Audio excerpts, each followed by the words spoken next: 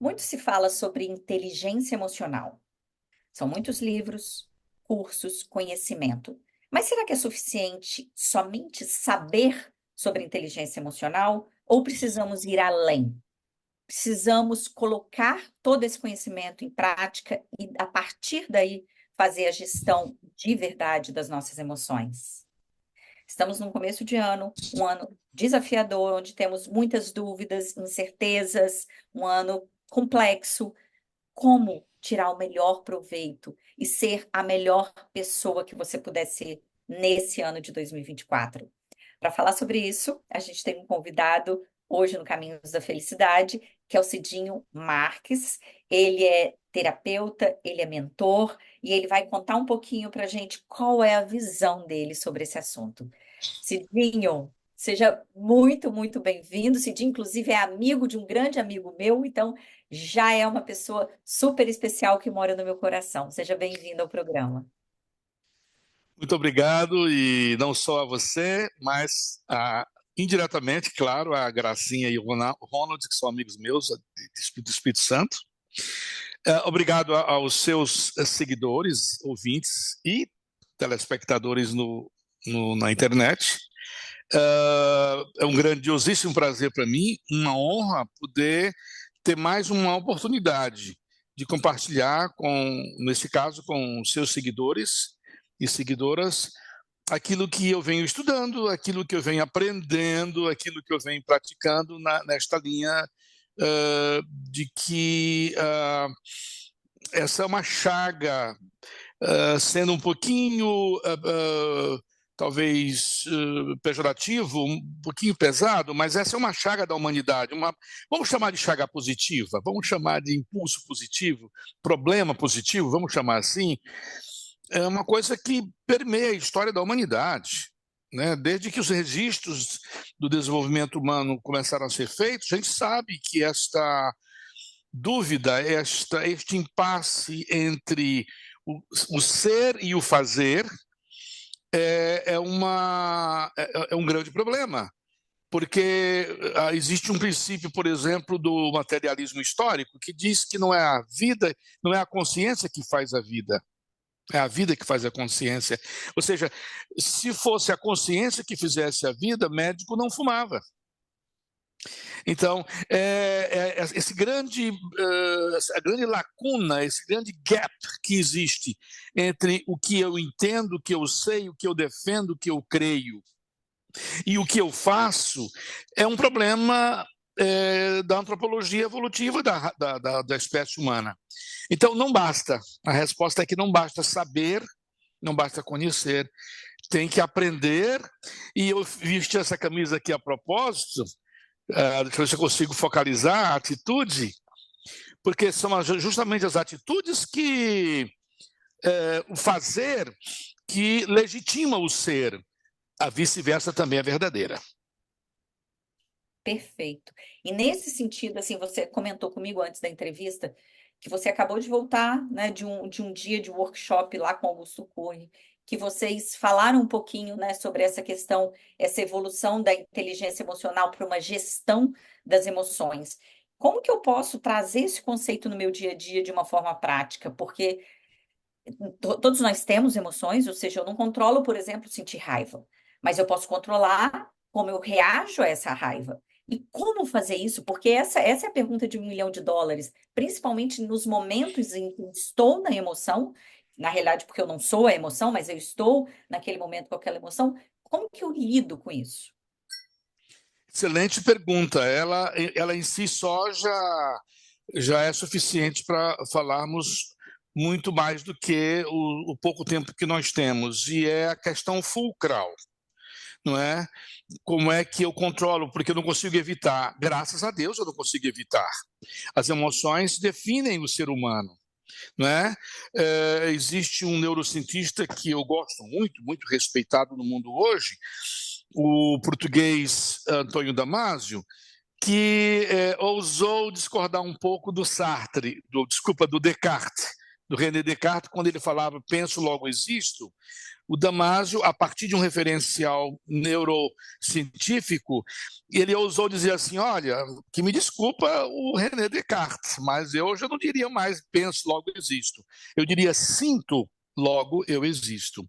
Porque o pensar foi muito mais estudado do que o sentir. Então, ainda bem que as emoções são inevitáveis, porque elas que caracterizam que a gente está vivo e está aí, está envolvido na dinâmica da vida, graças a Deus. O problema está quando a gente não consegue gerenciar essas emoções. A primeira coisa que a gente tem vontade de fazer é de eliminar. A partir de hoje eu não vou mais fazer isso. Eu não vou mais sentir isso. Eu não vou mais sentir raiva, não vou mais sentir tristeza. Isso seria um caos, porque tanto a raiva como a tristeza, como qualquer emoção, entre aspas, negativa, porque não existe emoção positiva ou negativa, é a gente que, de acordo com o que a gente, como a gente se comportar, a atitude que nós tivermos para, primeiro, conosco mesmos, e em segundo, para com os outros que convivem conosco, é que vai definir até que ponto aquela emoção é uma emoção que colabora com a nossa vida e colaborar aqui, entenda, não necessariamente resolver os nossos problemas, mas nos dá leveza e, sobretudo, lucidez. Aí é que na hora a emoção desce até a razão, né? Nós sabemos que nós somos muito mais emocionais do que racionais, mas a razão é tão importante quanto. Aí o racional pega esta emoção e dá uma controlada, uma gerenciada. Primeiro, entende. Segundo, aceita. A gente às vezes tem mania de. Não, não, eu me lembro, eu sou de interior do Maranhão, e eu me lembro que minha mãe dizia: engole o choro, menino, engole o choro. A gente engolir o choro significa para de chorar porque você não está triste, você não está sofrendo, não está doendo. Quando, na verdade, o primeiro passo é a gente aceitar e depois entender esse processo. E logo em seguida, se nós estivermos com um equilíbrio emocional administrado aí pela vontade de ser feliz, né? Eu não digo pela felicidade, mas pela vontade, pelo impulso de ser feliz, a gente consegue ver saídas.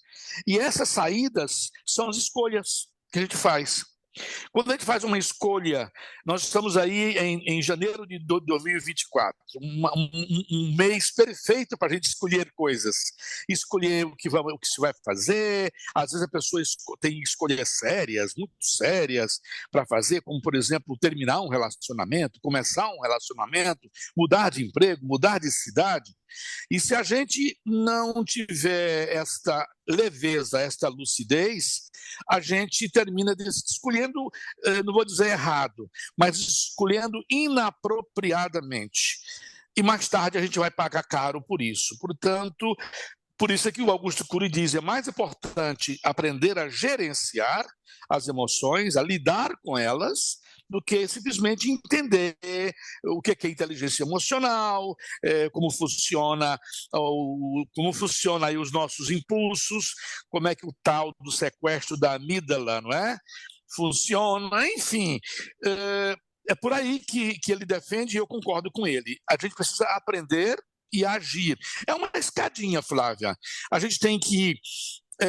essa escadinha começa pelo autoconhecimento, depois ela sobe para o autodesenvolvimento, para, enfim, chegar a uma autonomia que eu também coloco entre aspas. O autoconhecimento é como eu funciono. A gente talvez viva numa cultura onde a gente sabe mais da vida dos outros do que da nossa. Desculpa a brincadeira jocosa, mas é verdade. A gente presta muito mais atenção como os outros funcionam do que como a gente funciona. Então, entender como nós funcionamos, quem nós somos, é o primeiro passo. É o autoconhecimento. É claro que é muito mais do que isso. O segundo é o autodesenvolvimento, que é a mudança de hábito.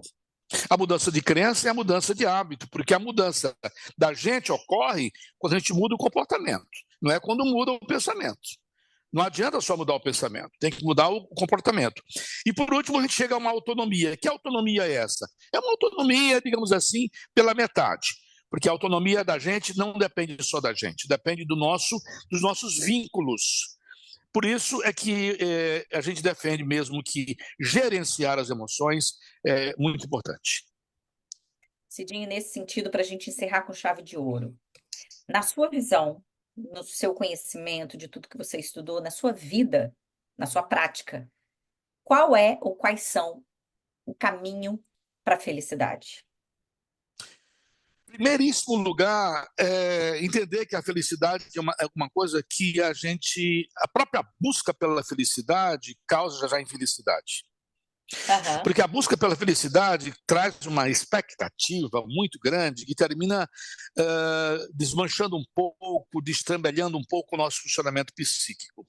Então, eu acho que, para terminar com chave de ouro, eu vou chamar aqui o Mário Quintana.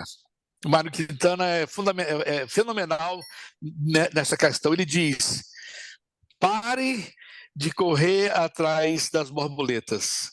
Cuide do seu jardim que elas virão. É isso. É nesse sentido que eu gostaria de terminar. Cuidar da gente, cuidar da nossa saúde mental, procurar se fortalecer psíquica, emocional, espiritualmente e tudo mais, faz com que as outras coisas venham. Não saia correndo atrás da felicidade. Faça tudo do jeito que você puder fazer melhor para si, para os outros e para o mundo, que as borboletas virão para o seu jardim. Que lindo. Amém. Cidinho, muito, muito obrigada.